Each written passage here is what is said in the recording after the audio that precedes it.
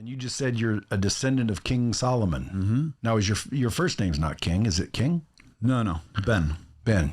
I named myself King once I found that out. The F students are inventors. They're so fucking creative that they couldn't sit in class. They couldn't listen because whatever people were trying to put in their head, they knew it was fucking bull. You know what? This shit, bro. What the fuck you talking about?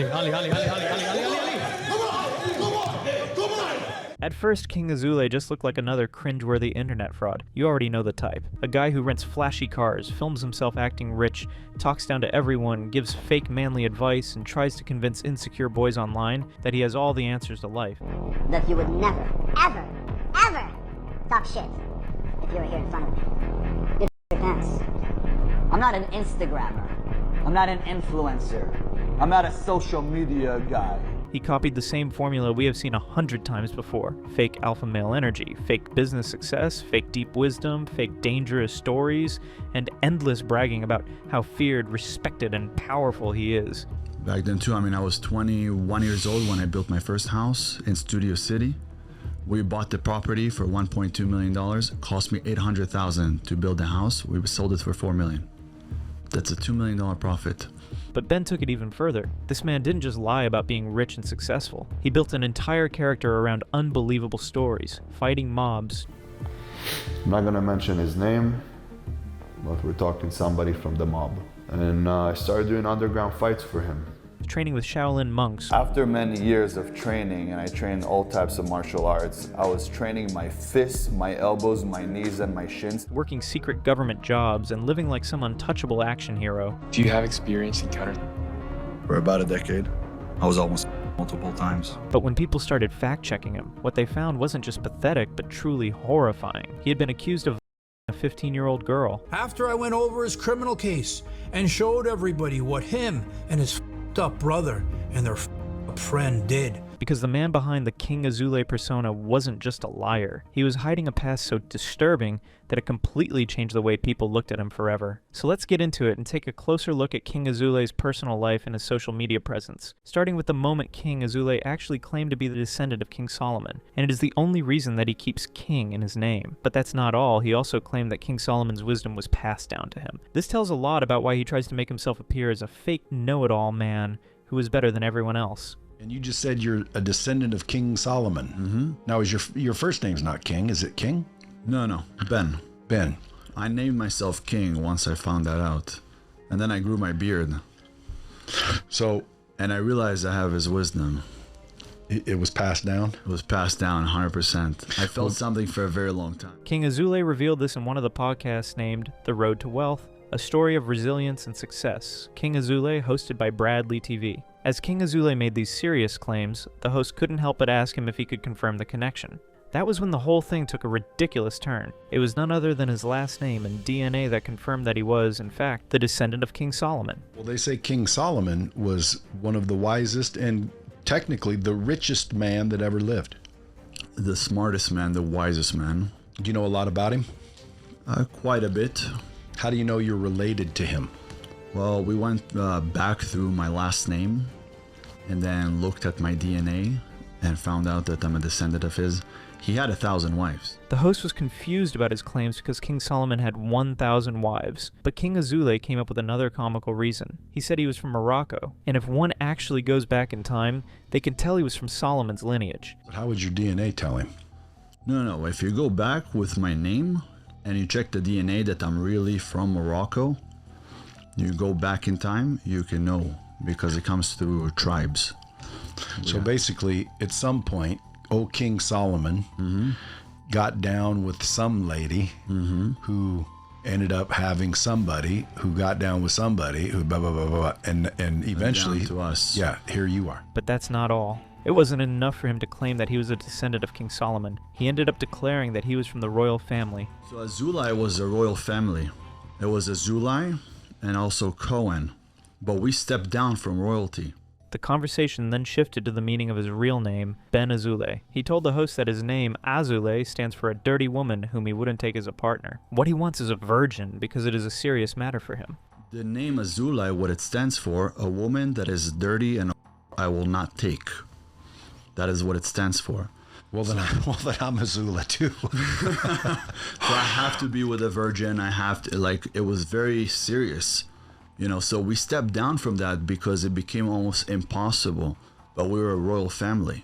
To keep it simple, Azoulay never really answered the host's questions or gave any solid proof for his claims. He couldn't prove he was related to King Solomon, but he kept insisting that he was. And somehow that wasn't even the most embarrassing part. King Azoulay is also known for sharing stories that many people believe are completely made up, especially about his childhood. In one of these stories, he talks about moving to America as a young kid who couldn't even speak English. He claimed that when he was just 10, he started visiting a Chinese restaurant often, and that's when his life started to come around. According to Ben, the restaurant owner fell in love with him and maybe saw some potential in him. This led the owner to teach Ben Kung Fu because Ben was a special kid. Ben describes how he would go there after school and the owner would even clear out the restaurant, moving all the tables just to teach him. When I was younger, when I arrived to the US, I started eating at a Chinese restaurant right across the street from our apartment building. The owner was, for me, master chef. Eventually, the owner fell in love with me and said, "Kid is special. He really is." And I would come to him, and before I would eat, he would move all of the tables and he would teach me Kung Fu.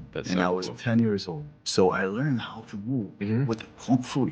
That sounds familiar. It's because it's almost identical to the movie The Karate Kid, where a young boy is trained by a mentor after being bullied. Ben basically puts himself in the role of that main character. But even when he learned Kung Fu from this Chinese restaurant owner, it didn't help him much. He went on to tell another story about how he was attacked by 30 men at once when he was 13 at a house party. I was 13 years old. I got jumped by about 30 guys outside of a house party. After that, he says he was so shaken that he somehow got access to a weapon to protect himself in the future. Then, according to him, he later fought and defeated 6 people, which led to an even stranger twist. He claims that during that fight, he impressed a mob boss, who then became close to him. The mobster eventually offered him a job as the boss's bodyguard, and young King Azoulay accepted the offer quickly. But this is where it all gets a lot more interesting. On one hand, Ben talks about having a good and successful childhood. On the other hand, he describes it as painful, difficult, and full of struggle. These two versions don't match at all, and that's what makes people question everything he says.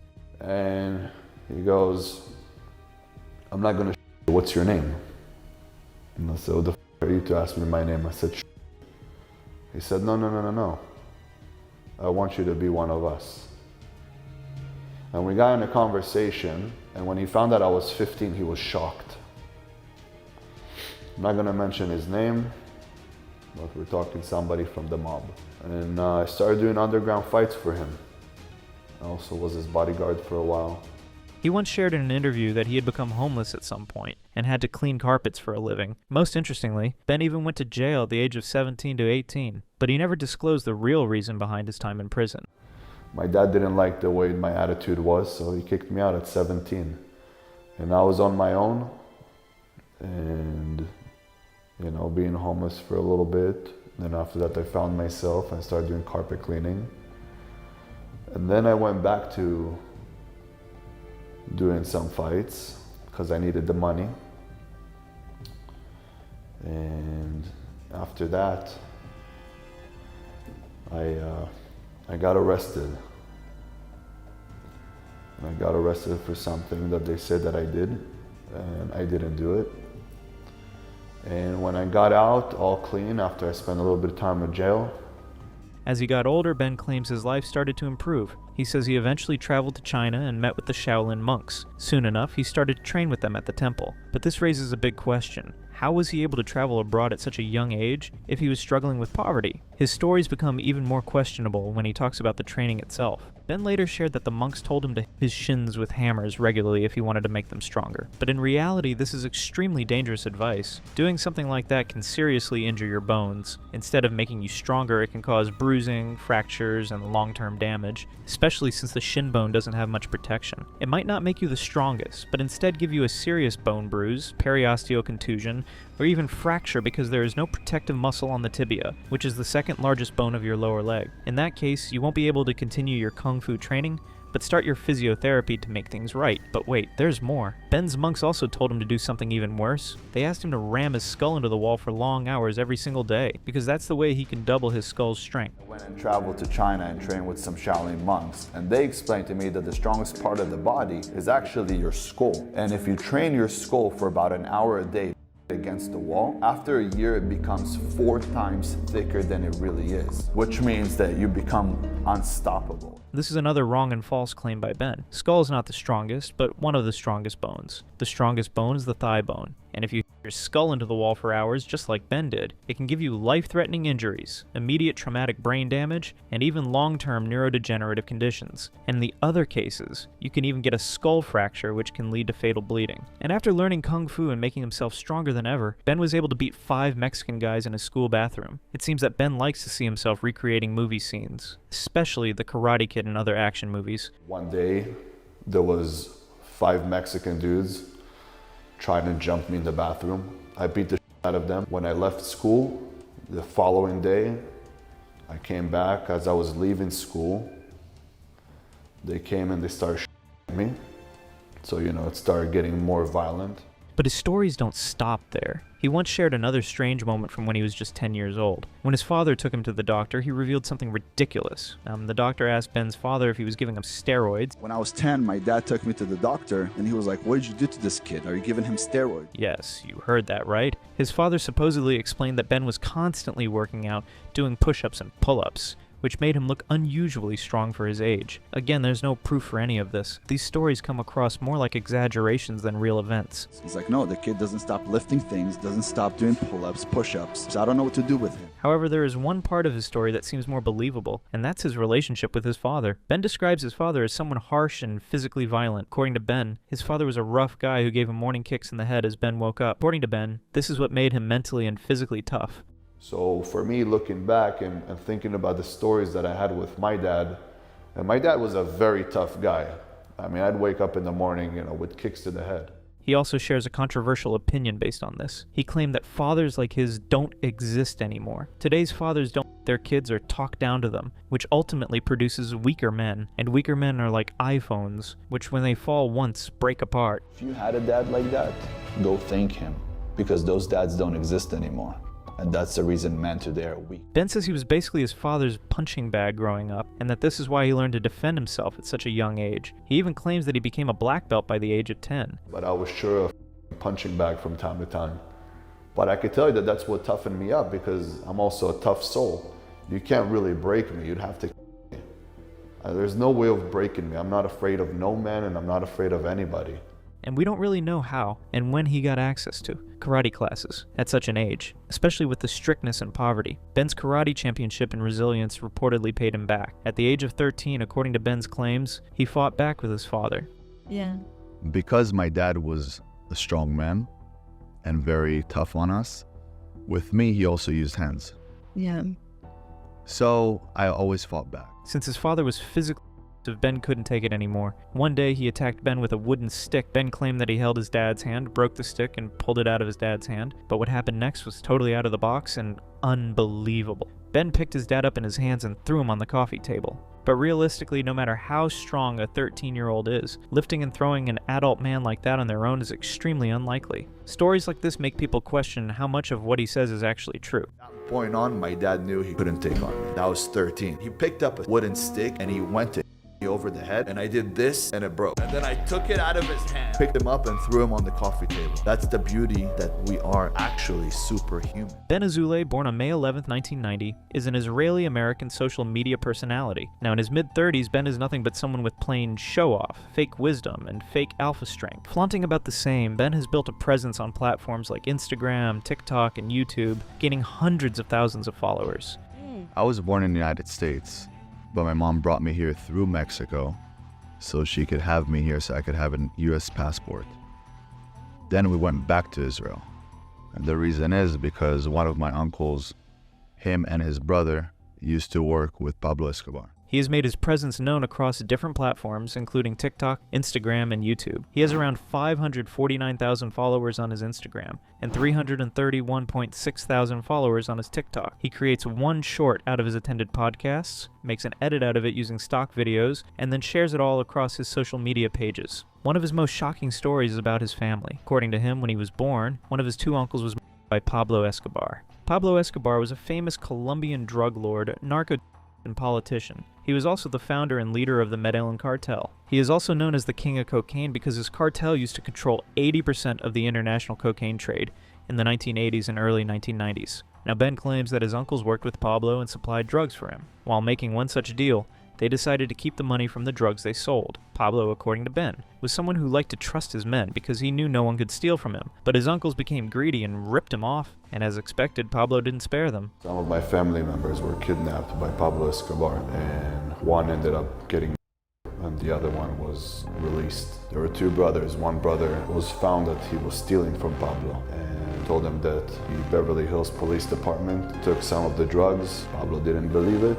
Both of them were kidnapped by Pablo, but one of them somehow got released, but the other one suffered the worst fate. Ben revealed that one uncle was by Pablo at least 2,000 times. Yes, you heard that right. It wasn't 20 or 200, it was 2,000 bullets that took his uncle down. This is something not even a crime thriller movie would show as a climax. Stories like this are so extreme that they raise serious doubts. His fight stories aren't the only worst thing to exist. If we look back on Ben's background and history, it will stop you in your tracks. In the early 2000s, Ben and his brother Dylan Azoulay were hosting a party at their house alongside other friends. During that time, Ben, his brother, and his friend crossed serious boundaries with a 15-year-old girl. Since the party involved alcohol and drugs like marijuana, people were highly intoxicated, including that girl. That was when Ben decided to take advantage of her. Ben started the act, and then his brother and friend Maor took turns on her. At the time, Ben's parents were not at home, but when they returned, they failed to do anything. They didn't even stop the party. It seemed as if they were least bothered by it. They even witnessed Ben's friend girl in the backyard, but still didn't intervene to stop. Supervision of defendants David and Rachel Azoulay and Stephen in permitting these heinous acts to occur has suffered and continues to suffer extreme physical and emotional damages. On the way, Ben and Dylan took the girls to a liquor store, where Ben and Dylan used a fake ID to purchase alcohol, which they later provided to girls. Later that night, around 5 a.m., the girl managed to call her parents and ask them to pick her up. When they arrived, she was reportedly in a very bad condition, highly intoxicated and vomiting. Her parents took her home and dialed 911 immediately to report the unfortunate event. The emergency team responded, and the girl was taken to the hospital. There she was examined by a trauma nurse, who quickly confirmed that the girl was indeed. However, if we look at the major expose video made by John Bravo Films on YouTube, things start to make sense. According to the case report, King Azoulay didn't just take advantage of this 15-year-old. He and his brother did the same to other underage girls as well. However, that girl didn't let it go. She sought help from the law enforcement and filed a case against Ben, his brother Dylan, and their friend Maor. All of them were eventually arrested and put behind bars. Despite this, Ben later tried to downplay the situation, suggesting that his time in jail was simply due to his personality or lifestyle, not because of any serious wrongdoing. On the other hand, Ben later released a response video addressing these allegations, but instead of directly addressing the details, he told a completely different version of events. The video started with Ben comparing himself with famous people like Donald Trump, soccer players, Andrew Tate, and other famous individuals. In short, he mentions all the famous people who have been accused of the same as he was at the time.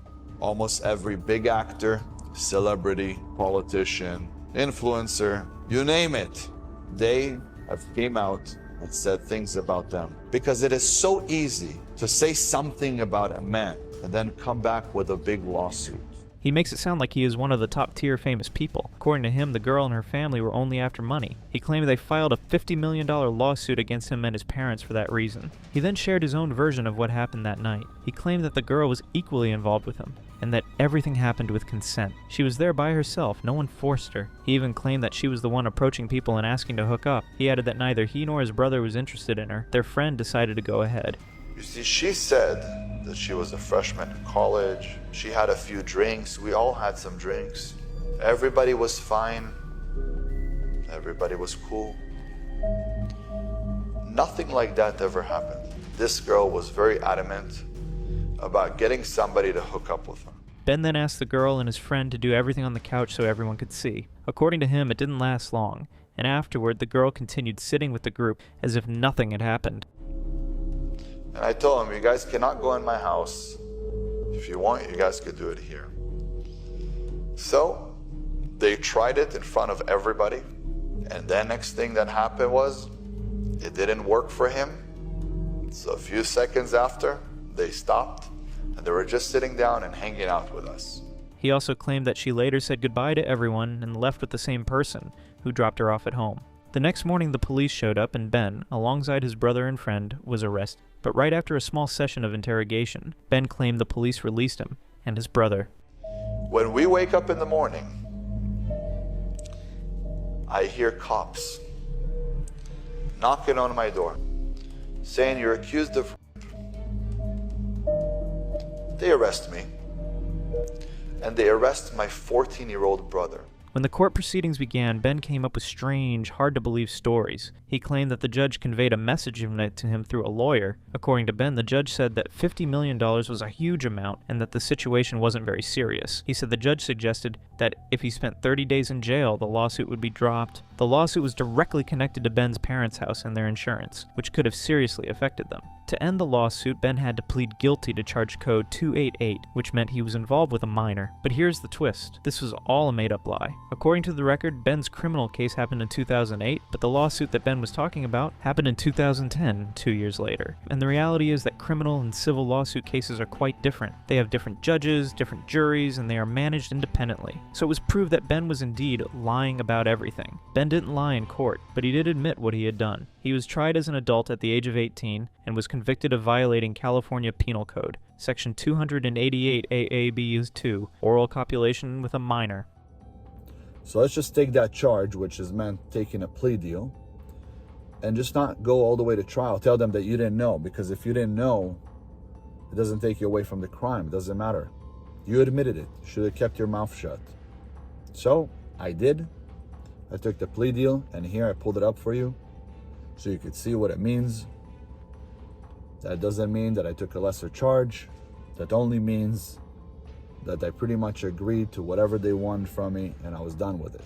On the other hand, Dylan Azoulay, the brother, was convicted as a juvenile of violating Penal Code Section 261 A3 of an intoxicated person, and may or somehow escape justice and conviction. Years later, Ben ended up making a video about a judge and a lawyer going to hell for lying up front. 3 people that go to hell no matter what. A judge. Why does a judge go to hell? Because he judges you. Who is he to judge me? There's a God up there. He's the only one who could judge me. A lawyer. Why does a lawyer go to hell? Because he constantly has to lie. And a doctor. Why does a doctor go to hell? Because he decides if you live or die. However, that wasn't the end of Ben's behavior. More people started coming forward. According to reports, other young girls had similar experiences, and some of them shared their stories, claiming that Ben had been lying and twisting the truth to protect himself. What he was telling online didn't match what actually happened. Then things took an even darker turn. King Azoulay reportedly tried to change his last name. He tried to go from Ben Azoulay to Ben Aston. Many believe this was an attempt to distance himself from his past. He was scared that people would dig up information about his disturbing history, and he didn't want that. However, the court denied his request because there was still an active case and warrant connected to him at the time. And there's more. According to John Bravo's video, a woman came forward with more disturbing details. She was the ex-girlfriend of Ben, and she had medical reports showing that she had multiple physical injuries while she was in a relationship with Ben. John also said that Ben has a kid in the Midwest with a woman who has full custody of the kid. But the shocking part is that the mother has a restraining order against Ben. And at this point, it's not hard to understand why she might have felt the need to have such a court order against him. Ben's behavior is very predictable when it comes to women. Despite all this, Ben continues to present himself online as a wise, successful man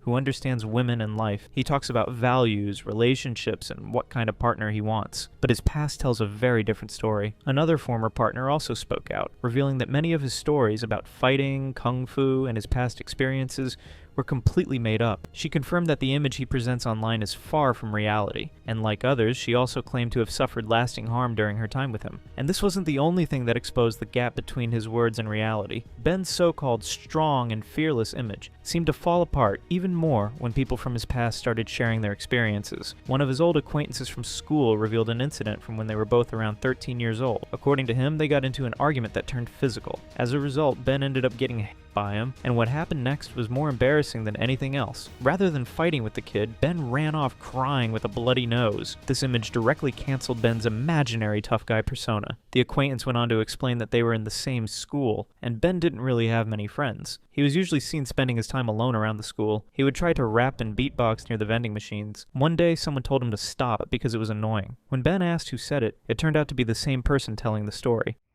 Said, "Hey, who said that?" And me, I had this girl that I was crushing on. Her name was Courtney. So, Courtney was standing there, and I raised my hand and I said, "Me, I said it." So he walks over to me, and he was like 2 grades above me. So he was bigger than I was. This is before I hit puberty too. I was a little scrawny kid. he walks over to me and gets in my face. And I remember his nose was right here. And I took a step back and I jabbed him in the nose, thinking I'm gonna get my kicked right now. What happened next definitely surprised me. Instead of fighting back, he started crying. Full out started crying, bawling tears, and then ran towards the office. The same person also recalled the 15-year-old girl's incident. He remembered the girl as a cheerful and lively person. So about H, it really breaks my heart, because after this happened to H, it changed the girl, and as it would change anybody. I remember one day at school, by the cafeteria, she was wearing her cheerleader's outfit, and I just saw her break down in tears, and the sadness on this girl's eyes, and her energy was just so sad. He recalled seeing her at school one day, crying uncontrollably. She was so overwhelmed that staff members had to step in and take her away. After that, he never saw her at school again. These accounts only made Ben look like a real-life clown with PDF behavior. She just completely broke down in tears, bawling, sobbing. And I remember her friends came, damn fly.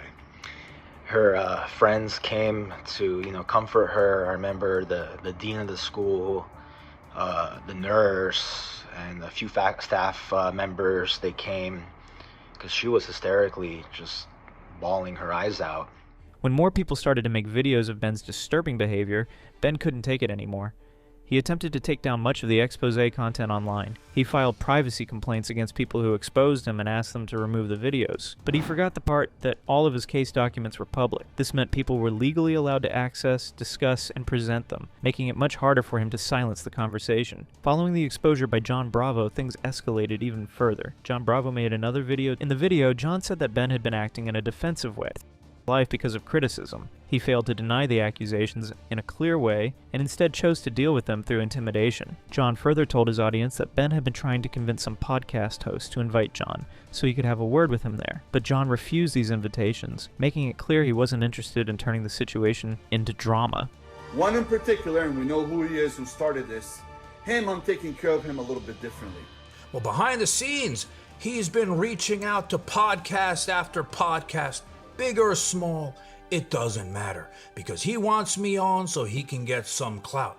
But it didn't work because I said no to everybody. When that didn't work out, Ben ended up inviting John to a cage fight, and it was all because he wanted to deal with it in a dramatic manner, where he could get attention from the public. But once again, John turned down his request. And because of that, now his plan is to challenge me to a cage fight. And I'm sitting there and I'm thinking, what does he want? Me to be the 31st man he off? Get the f*** out of here. This reaction says a lot about how Ben sees himself. He thinks of himself as someone superior. He publicly claims that people are jealous of him because he is successful and has everything a man can dream of. However, all of his popularity comes from his controversies. People aren't following him because they look up to him, but because they're questioning and exposing him. A large number of YouTubers have already made detailed documentaries on his history, and thus he became well known. And even after this popularity, he isn't able to gain a lot of views on his YouTube videos. Despite having around 480,000 subscribers on YouTube, most of his videos struggled to cross even 10,000 views. At 17, I was homeless due to a rough childhood. I ended up in jail and thought my life will never change due to my circumstance. His content reflects the same pattern. While his bio talks about a rough childhood and a difficult past, the engagement on his videos tells a different story. The highest amount of views he got was on a video titled King Azoulay and Jerka, Blackout Podcast. It is 2 years old video and has 153,000 views on it. His latest videos, however, have less than 10,000 views,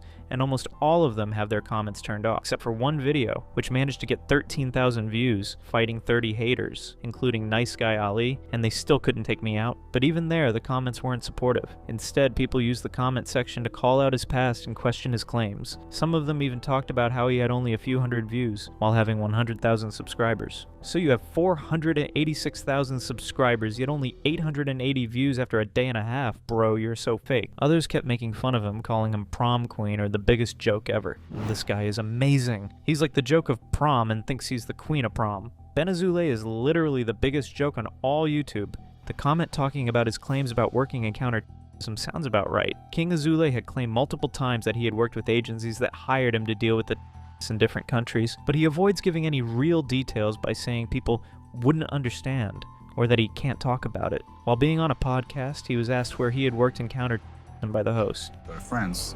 I have to go catch them in France. I can't speak about this. Matter of fact, I'm not supposed to speak about it for at least another 5 years. Ben said he was hired in Israel and the United States. However, he fails to mention the specific organization he worked for, as both countries have designated organizations to deal with terrorism. In Ben's case, his claims stay very vague. He says he worked with major agencies, but when asked to name even one organization, he shuts the conversation down by saying he can't talk about it. He then takes it even further. He further claimed that you have to train for it for over a year, then travel to 80 countries. He claims he personally traveled to all these places, dealing with terrorists. In his version of events, if there was a anywhere in the world, like in France, he would be sent to track the person down and handle it himself, even risking his life in the process. Heard of. All you do is you go on missions. That's why I've been to over 80 countries. His delusion doesn't stop there. He also makes strong claims about his fighting abilities. According to Ben, when he punches someone, his fist goes straight through the other person's head. Here he meant to compare himself with legendary fighters like Bruce Lee and Mike Tyson. But he is way past that too. The way he describes punching someone is beyond reality. Even the greatest fighters in history have never shown anything like that. Can 100 men take down one gorilla? 100 men? I don't know. But one Ben? Most definitely. His senseless talks aren't limited to boasting about his success all the time. Ben is also a professional when it comes to explaining the reasons behind his fake success. All you need is to think about an idea that 1 million people need, and they become a millionaire overnight. Thomas Edison, Salvador Dali, they used to sit down on a chair. When they sit down on a chair, they darken the room. You will fall asleep very quick. They would hold metal balls and they would put metal plates around them. When they fall out of your hands, you wake up. When you fall asleep, your soul leaves the body, goes to a different world called the quantum realm. That's where you can grab ideas and make them into physical reality. Ben claims he is extremely rich and knows how to change people's lives, but when it comes to actual advice, he only repeats very basic ideas. Instead of explaining real steps to succeed, he tells young men things like taking cold showers to deal with problems like depression or to become smarter. Most people attempt to take a cold shower because they hate the ice. But if you do what you hate, you actually unlock different genes in the brain that allow you to get smarter, better, stronger. He even shared a personal moment when he said he felt very low after losing custody of his child. According to him, the only thing that helped was waking up and immediately taking a cold shower, which he claims pulled him out of that state quickly. Someone messaged me and said he's depressed. Let me tell you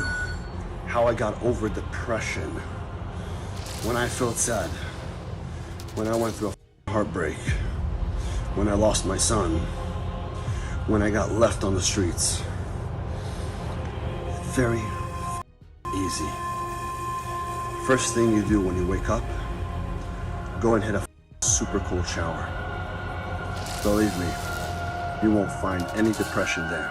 Similar to many other fake alpha influencers, Ben follows the same route. He talks about his success without talking about what business made them a lot of money. So it is basically just their influencer money that they boast about. This also connects directly to the image he tries to build online. King Azoulay likes to puff cigars, take pictures with exotic cars, and show off his steroid-enhanced cleavage in front of the world. He keeps a long beard to lend a spiritual touch to his appearance, and his tatted arms shows his dominant side. But over time, cracks started to show. It turned out that King Azoulay's exotic cars didn't even belong to him, but he kept flexing them as if he were the real owner. Allegations surfaced that he rented or borrowed luxury cars from different people, but the shocking twist is that he might also have been living in a rented house. But there's even more to share about King Azoulay. It's not just about fake wealth or exaggerated success anymore. Ben also started influencing younger audiences with questionable ideas. King Azoulay became famous for his opinions on students' grades and how they work. One specific line, "F students are inventors," especially became popular and eventually turned into a meme template. His entire video sounded ridiculous, particularly when he graded students based on their academic performance. He values inventors or people who are true entrepreneurs over 9-to-5 corporate job holders. He thinks that corporate jobs should be avoided at all costs. To spread this baseless message, King Azoulay made a detailed video in which he talked about all the grades and students who achieve them. According to him, A-grade students get into corporate jobs and follow instructions well. B-grade students become managers, C-grade students become business owners, and D-grade students are somewhere between inventors and business owners because they don't know how to start or what to invent. If you're a young boy and you're in a situation where you're an F student, let me tell you something. You got a bright future, buddy. You see, an A student is the perfect employee. He works for me and he does his job perfectly. A B student, that's my my manager. My managers are great, but they're always going to be managers. The C students, now those are business owners. Then you got the D. D is between a business owner and an inventor. It's someone that owns a business, but truly wants to invent something, he just doesn't know how to do. And then he mentions the much-awaited F students, who according to him are more talented than A graders. F students are so creative that they cannot even adjust to the school system. Here Ben completely ignores the fact that every student learns differently. Just because one student struggles in school doesn't automatically mean they are secretly a genius or an inventor. Sometimes it simply means they need better support or a different way of learning. Then you got the F students. The F students are inventors. They're so fucking creative that they couldn't sit in class. They couldn't listen because whatever people were trying to put in their head, they knew it was fucking bullshit. In general, King Azoulay disregards the importance of education, and he clearly didn't get the right education himself, which is why his medical opinions are always wrong. For example, the time when he said that your skull on a wall can make it stronger because of microfractures. In reality, this is extremely dangerous and can lead to serious head injuries or even long-term brain damage. Now, the F students are inventors became so viral and popular that high school students started breaking their Chromebooks. King Azoulay had posted this video in the mid of April 2025, and it became viral at the start of May. Within a month, the video received over 116,200 likes. King Azoulay then posted the same video on his Instagram page as well. There, it got 236,700 likes in just a month. Soon people started using his voice as a trend, but instead of taking it seriously, most users turned it into a joke. They created ironic, funny videos that showed ridiculous inventions to mock the idea. You know what they say, the F students are the inventors, the C students are getting fish ponds on their heads, and the A students are putting the fish ponds on the heads of the C students. And then you got the F students. The F students are inventors. They're so fucking creative that they couldn't sit in class. They couldn't listen because whatever people were trying to put in their head, they knew it was fucking bull. That edit included videos of students doing something even more concerning, damaging their school Chromebooks. Many of them inserted pencil graphite into the charging ports, causing sparks and smoke, all while using captions like 0.5 GPA activities. What started as a meme quickly turned into a harmful trend, with more and more students copying it in classrooms. This brings us to the end of this documentary. King Ali continues to post the same kind of content even today, filled with bold claims, exaggerated stories, and the same alpha male image he has been trying to build from the start. Tough time creates strong men. Strong men create easy time. Easy time create weak men. That's a cycle. In order to stop that cycle, you have to push yourself to the highest of limits. Your physicality and your mentality are linked. If you enjoyed watching this documentary, make sure to give it a thumbs up. Share your thoughts in the comments below, and let us know who you'd like to see featured in the next video.